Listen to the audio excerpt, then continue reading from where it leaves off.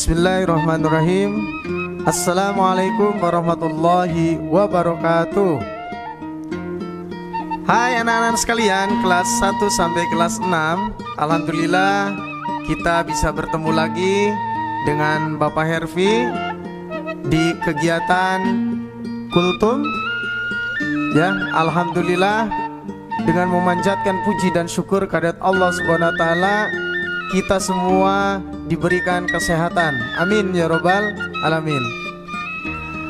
Salawat serta salam tetap tercurah kepada junjungan alam Nabi akhirul zaman, yaitu Nabi Muhammad sallallahu alaihi wasallam, kepada para keluarganya, para sahabatnya, dan kepada kita selaku umatnya yang mudah-mudahan selalu diistiqomahkan hingga akhir zaman. Amin ya robbal alamin. Anak-anak sekalian, kelas 1 sampai kelas 6, insya Allah pada kesempatan pagi ini Bapak akan ambil tema, yaitu tentang adab sebelum tidur ala Rasulullah. Nah, tentunya anak-anak sekalian, kalian sering tidur kan? Gak mungkin gak sering tidur mah ya. Jadi di dalam tidur itu ada adabnya. Nah, lebih baik kita mengikuti bagaimana apa yang dicontohkan oleh Rasulullah SAW. Anak-anak sekalian, tidur itu merupakan kebutuhan paling mendasar yang diperlukan oleh manusia. Nah, selepas-lelahnya beraktivitas, ini tentu tubuh kita membutuhkan waktu untuk beristirahat. Nah, salah satunya yakni dengan tidur, ya. Kualitas tidur itu harus diperhatikan betul. Kenapa? Karena nantinya juga akan berpengaruh pada kinerja organ tubuh yang turut berfungsi baik jika pola tidur kita teratur, ya. Nah, sebagai agama yang sempurna, Islam juga mengajarkan adab tidur yang baik. Hal ini diajarkan oleh Rasulullah SAW sebagaimana yang selalu beliau lakukan ketika hendak tidur. Pengen tahu nggak apa saja sih adab sebelum tidur menurut sunnah Rasulullah? Yang pertama, jangan tidur larut malam. Nah, ini manusia membutuhkan waktu tidur yang cukup hingga 7-8 jam per harinya, ya. Selain tak baik untuk kesehatan, kebiasaan begadang atau terjaga di malam hari juga tidak disukai oleh Rasulullah. Nah, ini salah satunya begadang, ya. Ini tidak disukai oleh Rasulullah. Hal ini karena begadang ini dinilai menyia-nyiakan waktu dan dapat mempengaruhi waktu ibadah menjadi terlewatkan. Nah, ini sebagaimana diriwayatkan Abu Barzah, ya, radhiyallahu an, beliau berkata bahwasanya Rasulullah membenci tidur malam sebelum sholat isya dan berbincang-bincang yang tidak bermanfaat setelahnya. Ini diriwayatkan Bukhari Muslim. Jadi anak-anak sekalian, tidak ada istilah begadang dalam Islam, ya. Itu hanya ada di dalam lagu Roma Irama, ya. Begadang jangan begadang kalau tiada artinya. Nah, itu ya. Nanti dilanjutinnya sama Pak Yusman aja, ya. Oke, meskipun kita nampaknya untuk mengerjakan hal-hal yang baik, tetapi kalau itu menguras waktu dan tenaga, ya, tenaga kita, sehingga merusak istirahat dan ibadah malam kita, maka tidurlah lebih awal karena itu lebih utama. Gitu ya. Jadi yang pertama adalah jangan tidur larut malam. Kemudian apa yang kedua? Rasulullah SAW bersabda, apabila engkau hendak mendatangi pembaringan tidur, maka hendaklah berwudu terlebih dahulu, sebagaimana wudumu untuk melakukan sholat. Ini diriwayatkan oleh Bukhari Muslim. Jadi anak-anak sekalian, kalau kalian mau mendatangi ranjang atau tempat tidur, maka disunahkan untuk berwudu dulu, ya. Kenapa? Jelas tubuh akan lebih bersih dan terasa lebih nikmat saat beristirahat, serta lebih mudahnya kita untuk beribadah karena dalam keadaan suci. Tak hanya itu, keutamaan berwudu sehendak tidur juga akan mempengaruhi apa? Kualitas tidur seseorang. Salah satunya dilihat dari mimpinya. Makanya anak-anak sekalian, kadang kita suka bermimpi buruk, ya. Kenapa? Karena mungkin kita tidak berwudu dulu, makanya mimpinya mimpi dikejar-kejar setan, dikejar hewan buas, ya. Nah itu ya. Nah kalau mimpi orang yang berwudu itu beda mimpinya, nak. Insya Allah mendapatkan al-mubasyiro atau mimpi yang benar. Dan adapun jika kita ditakdirkan untuk meninggal, maka mudah-mudahan jika dalam keadaan yang suci, kita akan meninggal dalam keadaan lebih baik. Itu ya. Mudah-mudahan ya. Amin ya rabbal alamin. Itu yang kedua. Yang ketiga, membersihkan tempat tidur. Nah ini penting, nak. Rasulullah menganjurkan untuk selalu membersihkan tempat tidur saat hendak tidur, yakni dengan mengambil kain dan mengibaskannya ke arah tempat tidur sebelum dibaringkan. Atau pakai sapu lidi boleh tuh, dibersihin dulu ya, dikibas-kibaskan tuh. Supaya apa? Supaya tidak ada kotoran ya yang di tempat tidur, sehingga pas kita tidur itu bisa gatal-gatal dan sebagainya ya. Yang diriwayatkan juga di hadis riwayat Bukhari Muslim, jika salah seorang di antara kalian akan tidur, ya, hendaklah mengambil potongan kain dan mengibaskan tempat tidurnya dengan kain tersebut sambil mengucapkan Bismillahirrahmanirrahim, karena ia tidak tahu apa yang terjadi sepeninggalnya tadi, ya. Itu. Jadi yang ketiga adabnya adalah membersihkan tempat tidur. Kemudian anak-anak sekalian, yang keempat, matikan lampu dan menutup wadah makanan dan minuman. Nah ini ya, sebelum tidur anak-anak sekalian, Rasulullah menyuruh kita untuk mematikan lampu, menyuruh menutup pintu, mengamankan bejana, dan mengamankan makanan-makanan. Ya, itu yang dilakukan oleh Rasulullah. Yang pertama menutup lampu, kemudian menyuruh menutup pintu rumah atau pintu kamar, ya, takut ada maling atau siapalah gitu ya, atau hewan buas. Kemudian mengamankan bejana, takutnya itu masih ada apinya, ya, khawatir begitu tidur nanti kebakaran, ya. Nah kalau kita kan pasti akan dilihat dulu nih di dapur, kompornya masih nyala atau tidak, kan gitu. Kemudian mengamankan makanan-makanan, jadi ditutup dulu pakai saji, atau sekarang makan ada kulkas ya, ada meja makan, itu harus ditutup makanannya ya. Sebagaimana hadis riwayat Bukhari, matikanlah lampu-lampu kalian jika kalian hendak tidur, dan tutuplah pintu-pintu, tutuplah bejana serta wadah makanan dan minum kalian. Nah ini diriwayatkan oleh hadis riwayat Bukhari ya. Ini yang keempat, matikan lampu dan menutup wadah makanan dan minuman. Yang kelima anak-anak sekalian, adab ketika mau tidur itu membaca ayat kursi ya. Insya Allah kalian sudah pada hafal ayat kursi ya. Saat nak tidur umumnya sih biasanya kita membaca doa sebelum tidur kan ya. Ayo siapa yang bisa, gimana baca doa sebelum tidur? Iya, Bismika Allahumma ahya wa bismika amut. Nah ini yang biasa kita baca.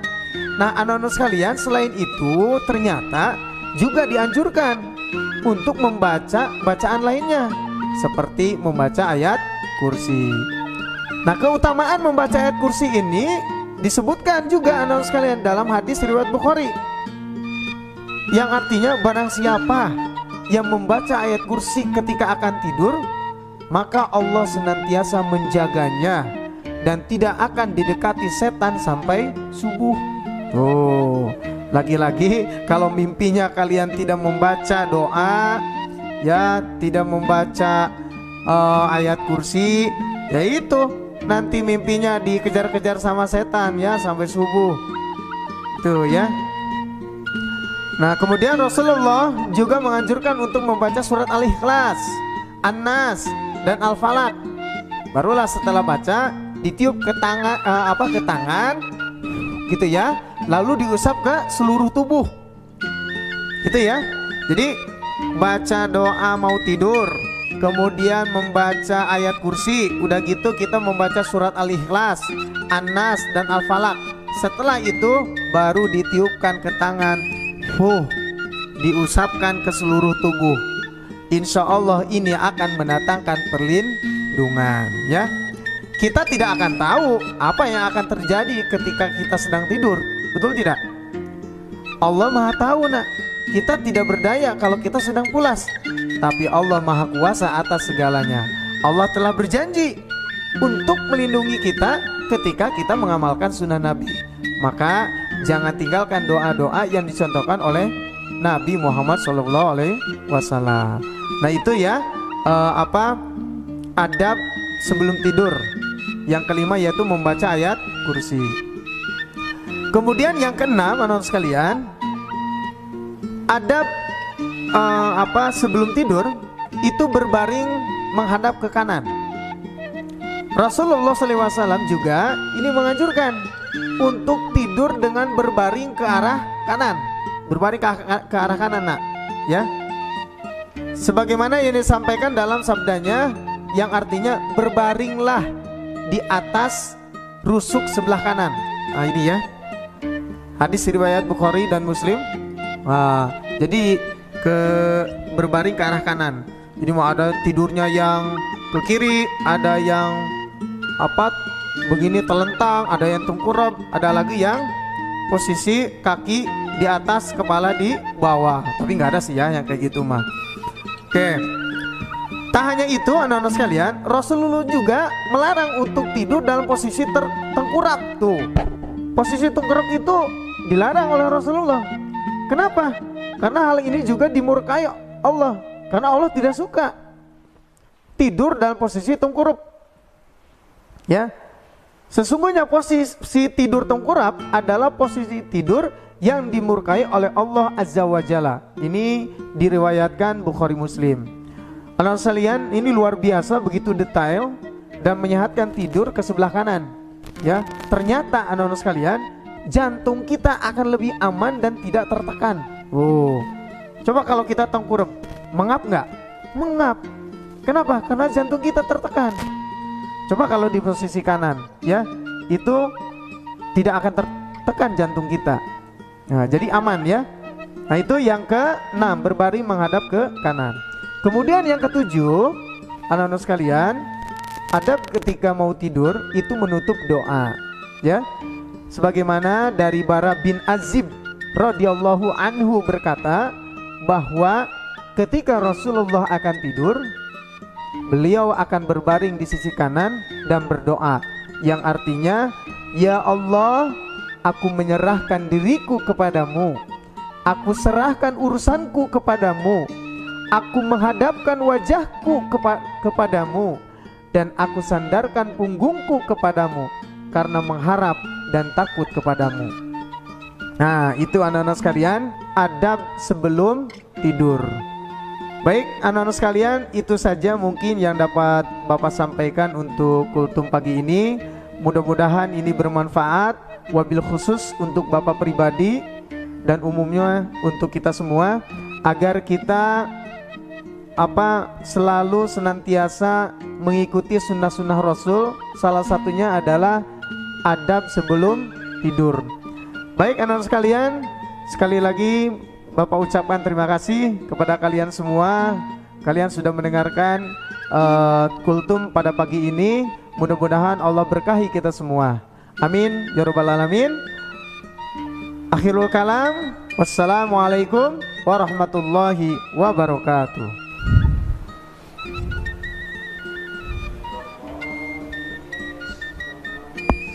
Pengumuman.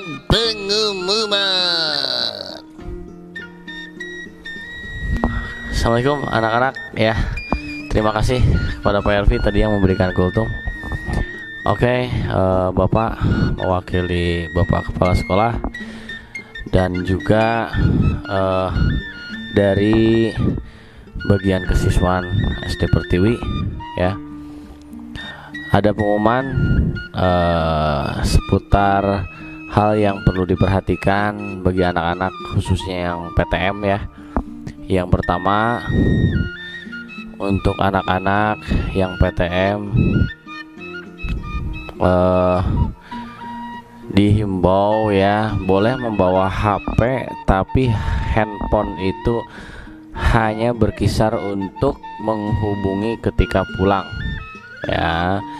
Jadi tidak ada yang membawa HP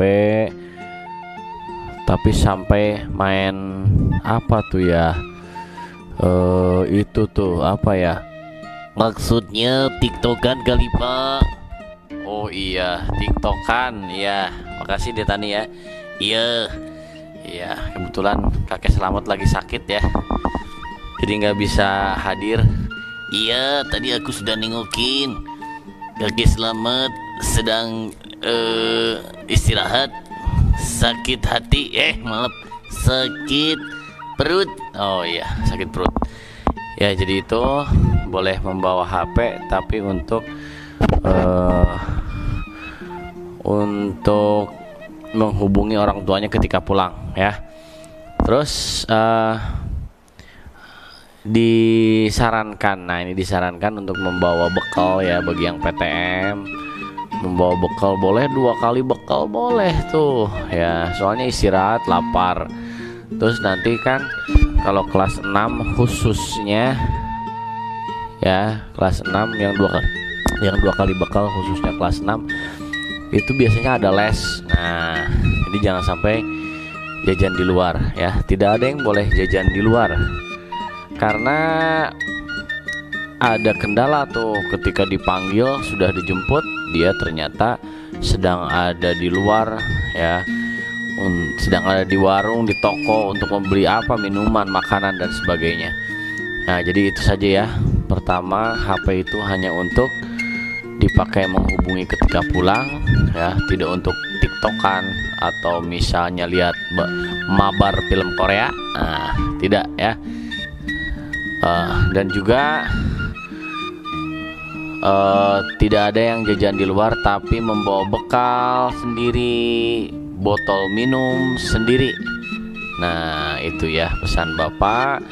Mudah-mudahan kita bareng-bareng bisa ngikutin sehingga bisa nyaman. Sekolah ini kan gak mungkin ya Detani ya, ada sekolah dipakai untuk mabar, main bareng, nonton bareng, nobar gitu kan. Gini gak indah juga kan untuk belajar.